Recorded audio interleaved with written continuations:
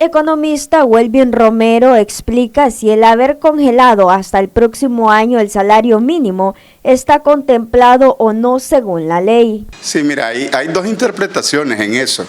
La interpretación que hicieron los empleadores, es que se hace una suma algebraica. Se suma la inflación y como el crecimiento fue negativo, entonces se resta. La inflación creció 4% y el crecimiento económico fue un poco menor de 4%, con signo negativo. Entonces, al sumar 4 menos 4, ellos dicen que es 0 y que por consiguiente no hay crecimiento de los salarios. Sin embargo, yo ayer estaba consultando con unos juristas y me planteaban lo siguiente. En primer lugar, el espíritu de la ley de salario mínimo es de ajuste a la inflación. Y si la economía creció, pues reconocer ese crecimiento de la economía. Eso implicaría de que vos lo que tenés que considerar es el crecimiento de la inflación para ajustar los salarios de acuerdo a cómo creció la inflación. Y el otro tema es que cuando la ley no es clara, el Código del Trabajo, en el inciso 8 del capítulo primero, establece que si se debe interpretar la ley, se debe de interpretar a favor del trabajador.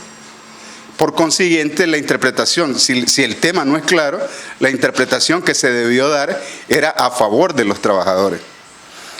¿Cuál es la preocupación con todo esto? Es que la economía, la crisis que está viviendo la economía tiene su origen en un problema de demanda. O sea, las familias perdieron ingresos y no tienen con qué comprar. Entonces, los vendedores no tienen a quién venderle. Si vos permitís que los salarios se deterioren, el deterioro que tienen los salarios actualmente entre septiembre y julio es de 6%. Es decir, podemos comprar ahora 6% menos que lo que podíamos comprar en septiembre del 2018, que fue el último reajuste de salario. Eso significa de que las familias pueden comprar menos. Por consiguiente, lo que estamos haciendo es alimentar el problema de demanda que tenemos. La opción que aparentemente los empleadores están esperando es que el Estado estimule la demanda con más inversiones. Pero el problema es que el Estado está recibiendo menos donaciones y menos inversión extranjera directa y menos impuestos.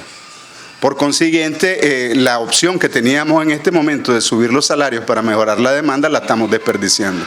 Romero afirma que es necesario un ajuste, pero este podría mantenerse congelado por las proyecciones económicas que no son buenas. Si nos atenemos a lo que se está haciendo hasta ahorita, es probable de que se continúe pensando en tenerlos congelados porque las previsiones económicas no son muy favorables para que Nicaragua salga de esta crisis en el próximo año. O sea, alguna gente está hablando de que el año que viene la caída de la producción va a ser de 6%. El Fondo Monetario ha dicho que aproximadamente vamos a crecer 0%. Entonces, si la crisis continúa, es probable, pues, si por los previos sacamos el día de que se tome la decisión de mantenerlos congelados, lo cual pone más dificultades a la familia y en más dificultades a la economía en su conjunto. Una de las cuestiones, por ejemplo, que se destaca en este tema es que en 1914 Henry Ford, el de los carros Ford, le subió al doble a sus trabajadores. Les pagaban alrededor de 12 cents y lo subió a $5. Eso provocó de que